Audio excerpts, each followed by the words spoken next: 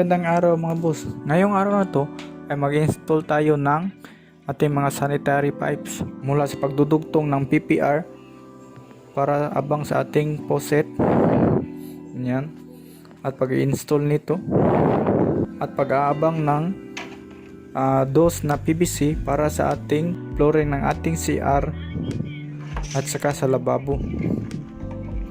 At ang tamang paglilibel nito mga boss para hindi babara yung ating mga pipes. Yan, at ang tamang paglagay nito ng mga solvent o paglagay nito ng solvent. Pero bago muna ang lahat, intro muna tayo.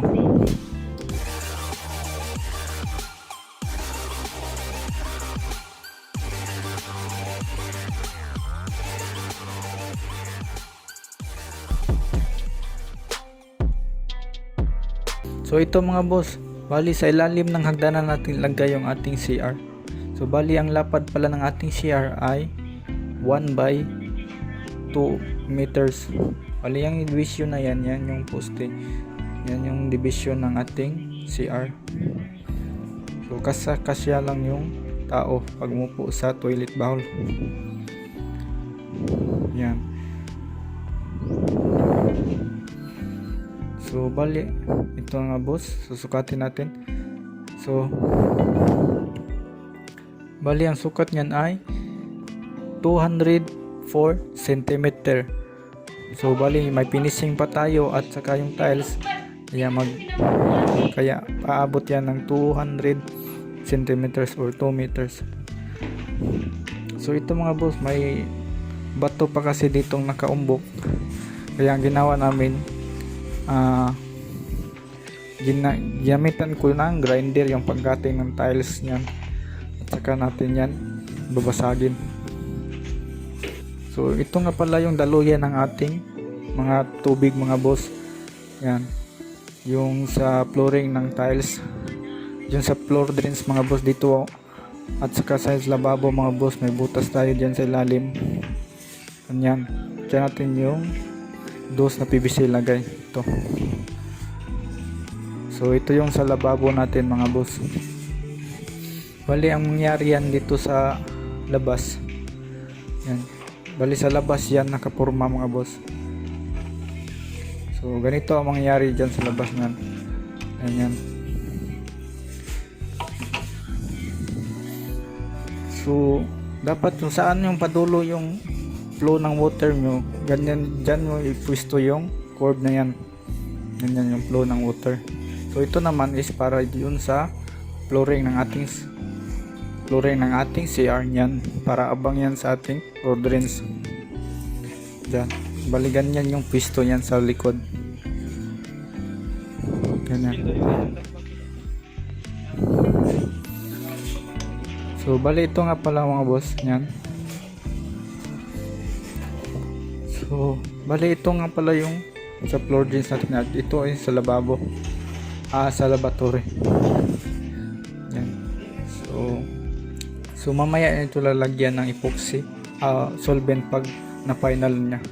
So dito sa likod is final na to, kaya nalagyan ko na ito ng solvent. Ganyan. So mula doon dadalo yung tubig. Lilibilan natin yan mula doon hanggang dito. Ayan. Yung mga PVC na yan dapat lilibilan niyan para yung tubig ay dadaloy. Bali yan, nakalagyan na yan ng solvent mga boss lahat. So bali lagyan nyo ng label mga boss niyan, label bar. So ito yung label nya. So ganyan. So dapat hindi label yan mga boss, dapat para yung tubig dadaloy talaga at walang mag-i-stuck sa gitna. Ganyan, mula doon mga boss, dapat hindi yan label. So next is magpapile tayo ng hollow block mga boss para sa ating CR. So uhulugan natin yan mula doon sa beam. Ganyan. So ito nga pala yung ating junction box para sa ating ilaw. At ito naman yung decorative. So ito na mga boss, magli-layout tapos na tayong nag-layout ng ating CR. So magpa-file na tayo. Yan, bali yung level na yan. So yan, naghahalo na sila doon sa labas, ready na mag-file ng hollow block. So bali yung gamit natin bakal mga boss ay 10mm lang, at nag-L tayo na. Yung iba mataas yung L kasi naka-slant kasi yung hagdanan. So itong ako na to, yan yung level ng ating hanggang dito lang yung file mga boss, kasi yan dyan is pinto na yan. So nag-file na tayo ng hollow block mga boss, ganyan mga boss. So na-file na natin yan. So mabilis lang mga kalahating araw tapos na to. So balit tapos na natin maglagay ng PVC sa labas mga boss, tapos ito naman sa loob ang ating ilalagay. So bali yung ganito. So bali na final ko na ito mga boss, at nalagyan ko na ito ng solvent. Ito nga pa yun sa floor drains, at ito naman yung sa laboratory.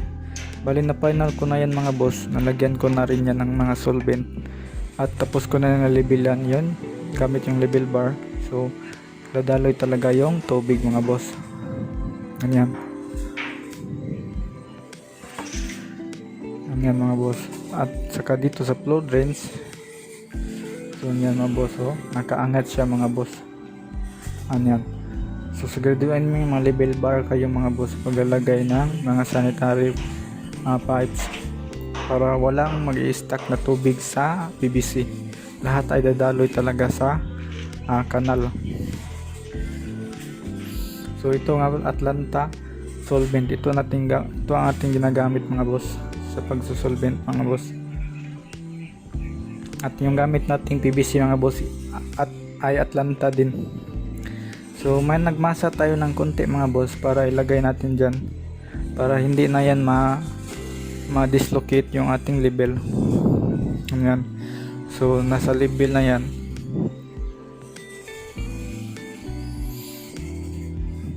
Para hindi na yan maaalog.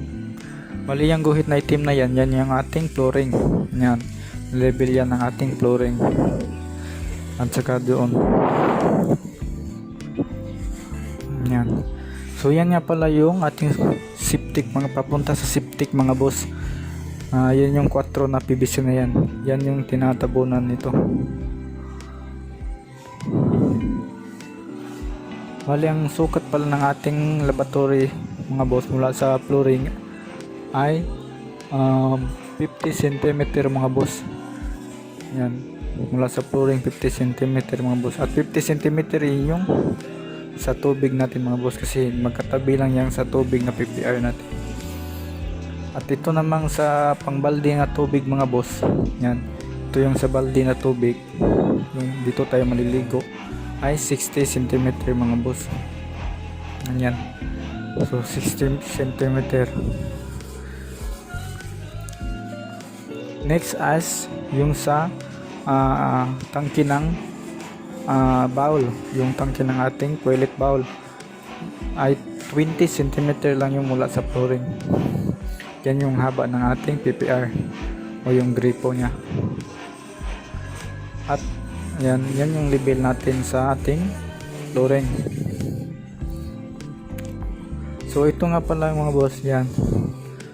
So ito yung 4 natin na patungo sa septic tank. So dapat hindi yan level mga boss, dapat yan nakaangat yan ng konti. Yan. At ang gagamitin yung PVC mga boss dapat Atlanta. So yan mga boss, yung may itim na konti yan, kasi so ginamitan namin yan ng ito, kasi binend namin yan ng konti, kasi para makuha yung distansya sa loob ng toilet bowl. Yan, para makuha yung distansya mula sa isiga gilid, binend namin yan ng konti. Ito mga boss, mula sa gilid, ito yung gilid ng toilet bowl, is 17 cm yung gitna. 17 inches yung gitna mga boss. Sa gitna na yan. Kasi didistansya yan ng 1 inches. Kasi may ilagay pa tayong tiles.